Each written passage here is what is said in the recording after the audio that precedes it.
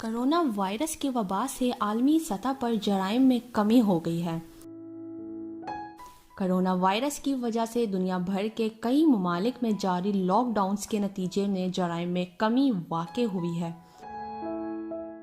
बताया गया है कि अमरीकी शहर शिकागो, जो पुरतशद्दुद जराइम के लिहाज से मशहूर है, जराइम में 42% कमी देखी गई है। न्यूयॉर्क में भी जराइम की सतह 90 की रिहाई के बाद की कम तरीन सतह पर है।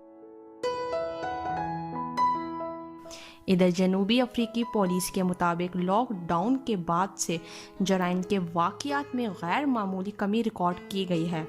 पेरू में गुज़श्ता माह जराइम की मजमूई शरह में 84% कमी रिकॉर्ड की गई है।